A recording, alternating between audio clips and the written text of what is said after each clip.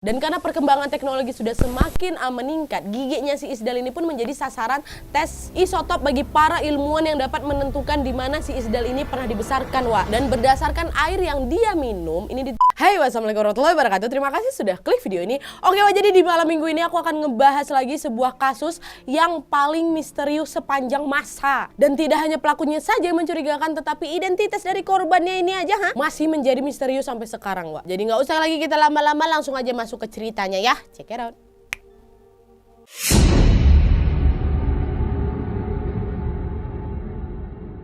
Jadi Wak, ceritanya pada hari Minggu tanggal 29 November tahun 1970 adalah sebuah keluarga yang sedang melakukan pendakian di sebuah lembah yang bernama Lembah Isladen dekat Bergen, Norwegia. Waktu berada di sana mereka menemukan jasad seorang wanita yang terjepit di antara batu-batu besar. Nah, pada saat menemukan temuan mengejutkan itu, mereka pun langsung akan menghubungi pihak kepolisian. Nah, seorang polisi yang bernama Carl Halford S. masih ingat kali, Wak, aroma pertama yang mereka cium pada saat tiba di TKP bukan bau busuknya jasad, melainkan aroma daging terbakar yang sangat menyengat.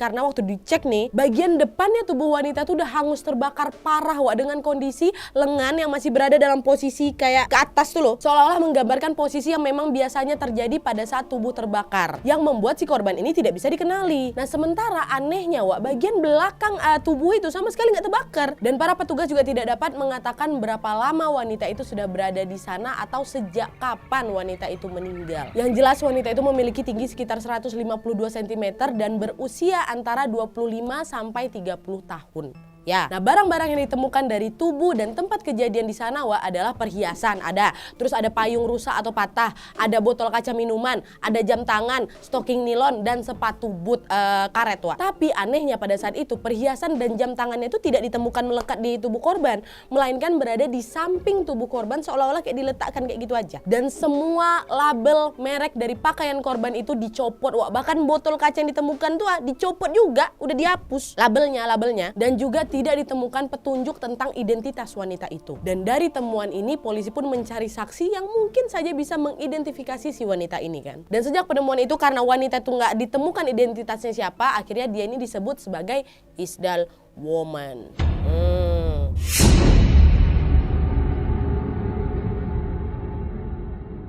Nah terus, Wak, setelah jasad dilakukan otopsi, mereka pun menemukan ada banyak sekali pil tidur di perutnya. Ada sekitar 50-70 pil, Wak, dimana aliran darah si korban itu belum sepenuhnya menyerap pil-pil itu sebelum kematiannya. Dan mereka juga menemukan ada partikel asap di paru-parunya yang menunjukkan bahwa dia ini masih hidup pada saat dia terbakar. Bahan bakar juga ditemukan di tempat kejadian di dekat tubuhnya dan terbukti digunakan dalam pembakaran. Ada juga karbon monoksida tingkat tinggi, Wak, dalam sistemnya, dan ditemukan juga memar aneh tuh di sisi kanan tubuh dia. Dan setelah otopsi dilakukan, petugas pun menyimpulkan penyebab kematian Isdal Woman ini ditentukan sebagai kemungkinan bunuh diri karena obat tidur dan keracunan karbon monoksida dari api. Dan ditambah lagi, Wak, faktanya tempatnya Isdal Woman ditemukan ini adalah tempat di mana banyak juga orang-orang melakukan bunuh diri di abad pertengahan memang. Dan juga tempat itu menjadi tempat di mana banyak sekali beberapa pejalan kaki yang malang jatuh terpleset terus meninggal juga pada tahun 1960-an. Sehingga lembah itu juga dijuluki sebagai lembah kematian oleh penduduk setempat.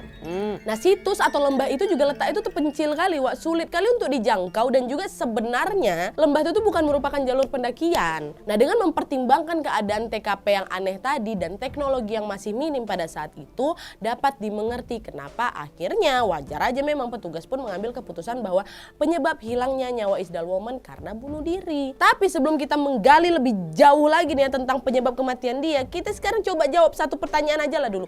Siapa wanita ini sebenarnya, ya kan? Siapa dia? Mungkin setelah identitas wanita ini diketahui, barulah kita bisa mengaitkan ke siapa-siapa aja tersangka yang mungkin menyebabkan kematian dia, ya kan? Nah, polisi dapat, Wak, beberapa petunjuk mengenai identitas si wanita ini nih. Dimana petunjuk utama pertama kali datang di hari ketiga setelah mayat itu ditemukan, Wak. Dimana pada saat itu ditemukan ada 2 koper yang tidak bertuan di stasiun kereta api di Bergen. Dilaporkan ke polisi kan, polisi datang, wih ada nih 2 koper tak bertuan, ditinggalkan udah beberapa hari nih, Pak. Kata, coba lah Bapak Wak, cek jangan-jangan ada apa-apa gitu. Dan setelah dibuka Wak, di dalam koper itu ada sepasang kacamata dengan sidik jari di lensanya. Dan sidik jari itu cocok dengan si Isdal Woman, yang secara otomatis temuan ini dapat menghubungkan si koper ini dan semua isinya dengan si Isdal Woman, ya kan. Nah setelah diperiksa Wak, koper itu pun berisi beberapa barang misterius Wak, kayak pakaian, ada wig atau rambut palsu, sisir, make up, uang dari Jerman dan Norwegia, serta koin dari Belgia, Swiss sama Inggris. Dan juga ditemukan ada eczema cream untuk penyakit kulit yang memang diberikan oleh dokter. Hanya saja lagi-lagi label resep yang ada yang bertuliskan nama dokter dan pasiennya itu udah dicopot juga. Dan gak itu aja, semua label make up dia pun udah dihapus, udah dicopot-copot. Nah dengan temuan ini bukannya dengan cepat polisi dapat mengungkapkan identitas korban, kan yang ada malah membuat upaya mereka untuk menentukan siapa si Isdal Woman ini pun jadi gagal. Tapi Wak, di luar semua temuan barang-barang ini ada satu barang yang tampaknya bisa membantu polisi untuk mengungkap identitas si Isdal Woman ini, yaitu polisi menemukan ada selembar kertas yang bertuliskan kode Wak, yang ditulis dengan tinta biru. Nah kodenya itu kombinasi angka dan huruf Wak. Nah dari kode inilah polisi mulailah mengencangkan lengan bajunya untuk bisa mengungkapkan isi dari kode-kode tersebut. Siapa tahu ya kan nanti ada petunjuk baru. Tapi setelah dicoba cari tahu, diotak-atik, dikait-kaitkan, diobrak-abrik, sayangnya pada saat itu polisi tidak bisa langsung memecahkan isi kode itu Wak. Nah itu petunjuk pertama ya, koper ditemukan terus dalamnya ada kode. Terus petunjuk kedua Wak, masih datang dari koper yang sama, di mana mereka menemukan ada sekantong plastik dari sebuah toko sepatu yang letaknya kurang lebih 130 mil dari Stavanger, Norwegia. Nah setelah toko sepatu itu didatangi oleh polisi, Rolf Rodford, putra dari pemilik toko itu mengatakan, "Pak, 3 minggu yang lalu saya pernah menjual sepatu boot berwarna biru kepada seorang wanita, Pak. Dan ternyata sepatu boot itu cocok dengan sepatu boot yang ditemukan di TKP. Nah dari sanalah polisi pun langsung meminta si Rodford ini untuk bisa mendeskripsikan macam mana bentuk wanita yang kau tengok itu. Dan di sana pun Rodford untungnya masih ingat betul bentuk si wanita itu, Wak. Dimana dia mengatakan waktu wanita itu datang, Pak, dia berpakaian rapi kali, bagus pula pakaiannya, badannya lumayan tinggi, terus mukanya ini bulat Pak, matanya coklat tua, rambutnya hitam, panjang, dan ini Pak, mohon maaf ya, dia memiliki bau yang agak aneh Pak. Bau apa tuh? Bau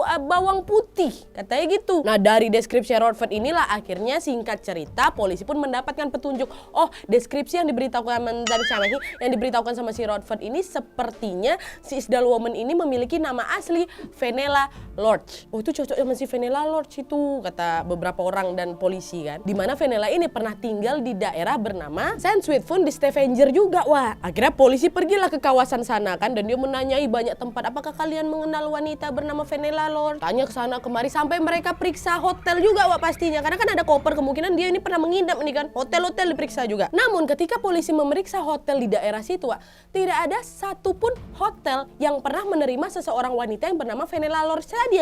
Oke, nggak ada. Tapi kalau wanita ini gitu, sambil menunjukkan deskripsi wajahnya siapa kan, wajahnya si Isdal dari penjelasannya si Rodford, dan kebanyakan dari orang-orang hotel yang ditanyai sama polisi, dia bilang apa?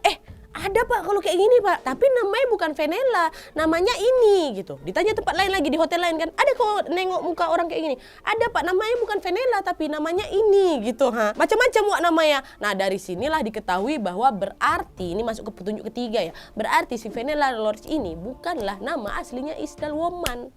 Yang ada dia ini malah sudah memiliki setidaknya 8 nama yang berbeda-beda yang dia gunakan pada saat dia stay di hotel-hotel sekitar Norwegia tuh. Dan ini juga menandakan bahwa si Isdal Woman ini pasti memiliki banyak sekali lah paspor ya kan, dengan nama yang berbeda-beda. Nah kenapa polisi bisa tahu? Karena pada saat itu polisi sudah mencocokkan nama-nama berbeda ini dengan menganalisis tulisan tangan pada formulir check-in. Nah tulisan di formulir check-in hotel ini sama dengan tulisan yang ada di kode kertas itu. Barulah oh ini pasti wanita yang sama nih. Ditambah lagi juga pihak-pihak hotel bisa berhasil mendeskripsikan wajahnya si wanita yang datang itu dengan wajah yang ada di tangan polisi gitu. Dan setelah diperhatikan lagi Wak, ternyata angka dan huruf dalam kode tersebut sesuai dengan masa tinggalnya si Isdal di semua kota yang berbeda. Misalnya 030 BN5 berkaitan dengan masa tinggalnya di Bergen dari 30 Oktober hingga 5 November kayak gitu. Dan setelah memeriksa semua formula formulir check-in hotel, polisi pun menyadari bahwa si Isdal Woman ini kebanyakan mengaku berasal dari Belgia ketika dia check-in, Wak. Dan semuanya juga dipastikan dia ini sudah menggunakan identitas Belgia palsu. Dan mereka juga mendapatkan informasi tentang bagaimana nih kebiasaannya si Isdal ini berbicara dengan staf hotel. Seperti dia sering minta untuk pindah kamar, Pak. Dia selalu menggunakan bahasa Jerman, Flemish sama Inggris. Dan selain itu dia ini juga suka berpenampilan rapi dengan pakaian-pakaian yang bagus. Kayak gitulah ciri-cirinya hampir sama nih di beberapa hotel. Wah, berarti mungkin inilah Isdal Woman itu kan. Nah, itu petunjuk ketiga. Angka dan huruf dalam kode tersebut sesuai dengan masa tinggal si Isdal ini di semua kota-kota yang berbeda kan. Nah, masuk ke petunjuk keempat, Wah, yaitu sampel gigi dan tisu sampel atau pengambilan sampel jaringannya si Isdal. Nah, di dalam petunjuk ini kita memang lompat ke zaman modern ya, ketika perkembangan ilmiah baru diterapkan pada penyelidikan. Jadi, Wah, seorang profesor kedokteran gigi bernama Giselle Bank yang memeriksa giginya si Isdal ini mengatakan gigi Isdal ini udah ditutupi tambalan dan gold crown, mahkota gigi emas, yang menentukan bahwa perawatan kayak gitu, perawatan gold crown itu hanya ada di Eropa Selatan atau Eropa Tengah, bahkan mungkin juga ada di Asia pada saat itu. Tapi sayangnya sebelum dilakukan pemeriksaan lebih lanjut lagi dengan teknologi yang lebih modern lagi, Profesor Bank ini sudah meninggal di tahun 2011 lalu, Wak. Dan katanya gigi si Isdal udah dibuang sama dia karena apa? Maaf ya, karena bau dibuang sama dia. Padahal belum tentukan lagi identitas, main buang aja bapak. Tapi walaupun memang sempat hilang, Wak, gigi Isdal ini pun akhirnya berhasil lagi ditemukan di sebuah rumah sakit Hockland di sebuah gudang terpencilnya dia. Dan di rumah sakit ini juga ditemukan ada sampel jaringannya si Isdal, termasuk jantungnya, paru-parunya, limpa dan hatinya. Untung masih ditemukan. Dan karena perkembangan teknologi sudah semakin meningkat, giginya si Isdal ini pun menjadi sasaran tes isotop bagi para ilmuwan yang dapat menentukan di mana si Isdal ini pernah dibesarkan, Wak. Dan berdasarkan air yang dia minum, ini ditemukan dari giginya si Isdal ya. Para ilmuwan pun dapat menentukan si Isdal Woman ini dibesarkan di area dekat perbatasan Prancis dan Jerman. Maka dengan teknologi yang makin meningkat ini, kasusnya Isdal Woman ini pun mulai muncul dari kegelapan pada tahun 2016 kemarin setelah 46 tahun lamanya terpendam. Barulah setelah itu polisi berhasil membuat sketsa wajah untuknya dengan teknologi yang lebih canggih lagi, biar lebih jelas lagi. Kayak gini mukanya tuh lah. Dan selain itu juga pada bulan Mei tahun 2017, Black Notice pun dikirimkan melalui Interpol dengan DNA-nya wanita Isdal yang dilampirkan dengan harapan bisa menemukan petunjuk baru. Jadi Black Notice ini pencarian informasi mengenai mayat yang tidak dikenal, Wak. Dah, kirimkan tuh. Dan dengan ini, Wak, kita sampailah di ujung petunjuk. Namun, pernyataannya tetap sama juga. Siapa si wanita yang udah terungkapkan belum? Belum. Masih dalam pencarian, Wak. Masih menganalisa para ilmuwan kita itu. Mungkin sebagian besar dari kalian udah bisa menduga. Jangan-jangan dia ini mata-mata ini, Wak. Fix. Pasti mata-mata. Ya kan? Mata-mata apa bukan?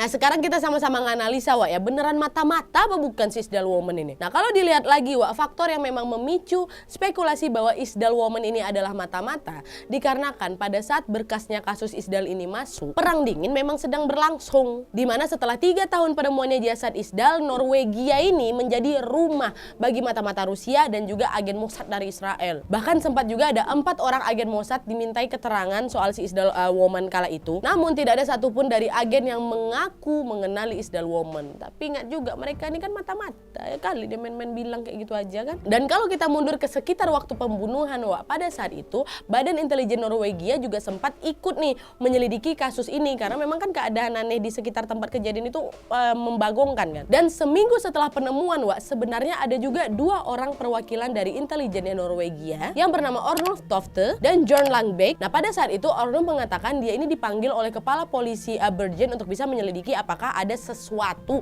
yang bisa menghubungkan kasus aneh ini dengan identitas mata-mata, ya kan. Nah, walaupun memang tim mereka ini akhirnya tetap memutuskan kematian itu dikarenakan kecelakaan, tapi Orno menyatakan bahwa bukan berarti wanita itu tidak terlibat dalam tindakan mata-mata. Nah, Orno mengklaim bahwa paspor palsunya si Isdal Woman ini menunjukkan kemungkinan dia ini agen ilegal gitu. Dan ada juga tanggapan dari Komisaris Kejahatan Polisi Bergen dalam sebuah wawancara beberapa minggu setelah penyelidikan tentang peran mata-mata dalam kasus tersebut. Mereka bilang, kami tidak memiliki bukti yang mengatakan bahwa Isdal Woman ini adalah mata-mata. Kami sudah mencoba menyelidiki lebih jauh lagi untuk membuktikan itu, tapi kami nggak berhasil. Jadi kami telah sepenuhnya menghilangkan kemungkinan bahwa dia adalah mata-mata. Nah, kalau Badan Intelijen aja ngomong kayak gini harusnya benar kan, Wak? Tapi Tapi Badan Pengawasan Norwegia menyangkal teori itu, Wak. Karena di tahun 2002 lalu, Knut Havik, seorang reporter kriminal yang meliput kasus ini, mengatakan kalau saya tuh dulu pernah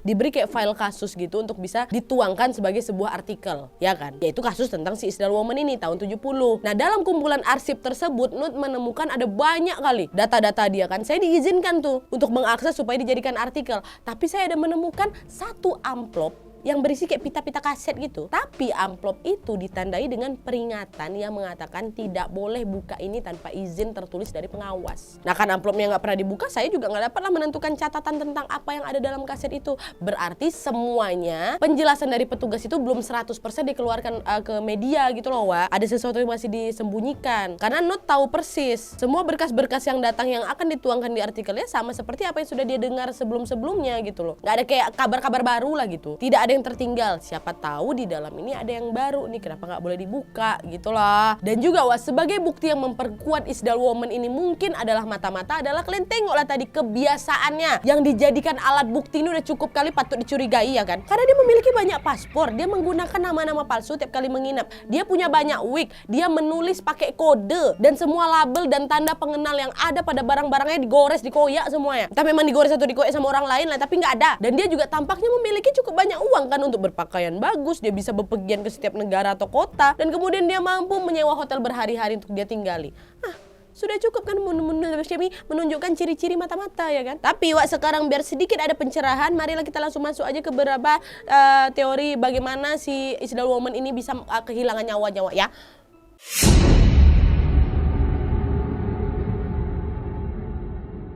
Nah, teori pertama, Wak, Isdal Woman ini sudah mengakhiri hidupnya sendiri. Nah, kenapa? Kita kembali lagi nih ke hasil otopsi. Ada sekitar 50 hingga 70 pil yang ditemukan di perutnya. Para petugas melihat hal ini sebagai tanda penghilangan nyawa sendiri. Karena akan sangat sulit memaksa seseorang untuk mengkonsumsi pil sebanyak itu dalam beberapa dosis, ya kan? Nah, ditambah lagi lokasi tempat Isdal Woman ini ditemukan kan dikenal dengan apa? Lembah kematian. Di mana ada banyak sekali orang yang memutuskan untuk mengakhiri hidupnya sendiri di sana. Ataupun memang ada beberapa pendaki yang tergelincir di sana hingga tewas, ya kan? Jadi dari teori-teori itu bisa dipercaya kemungkinan memang Isdal Woman ini sudah mengakhiri hidupnya, walaupun ada banyak sekali orang termasuk petugas yang terlibat juga meragukan bahwa bunuh diri adalah jawaban yang benar dari kasus ini. Nah, itu teori pertama, Wak. Teori kedua adalah kejadian itu murni kecelakaan. Kenapa, Wak? Karena petugas menduga Isdal Woman ini mungkin tidak sengaja terbakar yang akhirnya membuat dirinya itu jatuhlah di tempat itu. Nah, kok bisa sengaja terbakar, Wak? Karena, Wak, Isdal Woman ini punya sekaleng besar hairspray. Tahu kalian hairspray? Yang buat kuat-kuatin rambut, yang secara teori bisa saja dia tuh nggak sengaja ngejatuhin spray itu ke dalam api unggun yang dia buat sendiri. Entah mungkin waktu itu dia lagi bersembunyi di lembah itu untuk menenangkan diri atau lagi ngapain lah. Maka dia sempatlah melepaskan perhiasan sama jam dia di dekat samping dia tuh kan. Tapi nggak sengaja meledak airspray di situ. Maka itulah terjadi ledakan yang akhirnya menyebabkan luka bakar dan juga kematiannya. Tapi teori ini juga nggak bisa menjelaskan terus kenapa bisa ada bensin di tempat kejadian. Kan ditemukan juga ada bensin, 1 dirjen. Ya kan? Nah, itu teori kedua, Wak. Nah, sekarang kita masuk ke teori ketiga dan terakhir adalah Isdal Woman ini sudah dihilangkan nyawanya oleh seseorang.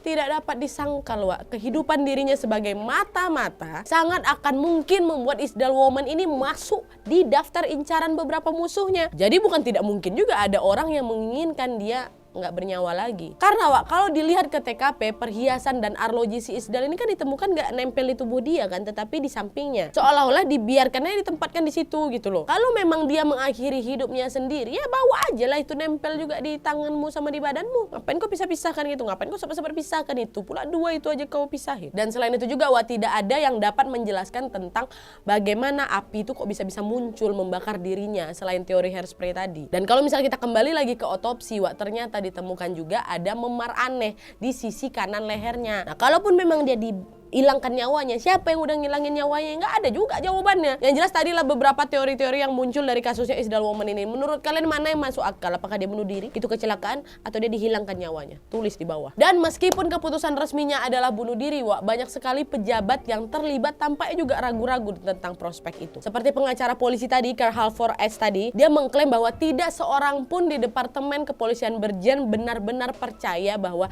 Isdal Woman ini bunuh diri. Hal ini diklaim mereka karena melihat lokasi dan sifat kematian yang tampaknya terlalu aneh untuk dikatakan sebagai bunuh diri ya kan. Nah, seorang ahli kimia untuk penyelidikan kejahatan di Norwegia yang menghadiri otopsi, dia juga mengatakan sebenarnya saya ini juga ragu tentang apa yang sebenarnya terjadi.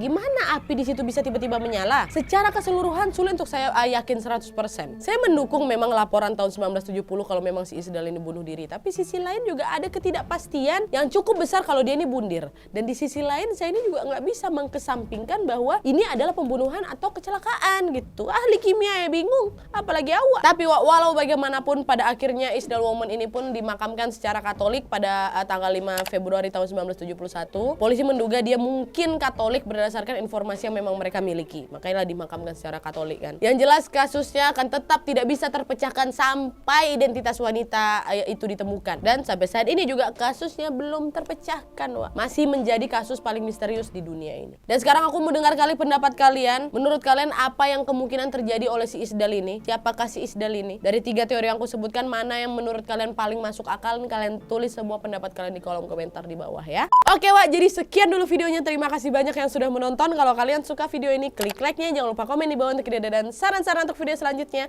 Jangan lupa nyalain notifikasinya supaya kalian tahu kalau aku upload video baru. And as always, jangan lupa untuk klik tombol subscribe supaya kalian sama-sama tahu informasi menarik dan menegangkan dari channel aku. See you next video, Wak. Bye.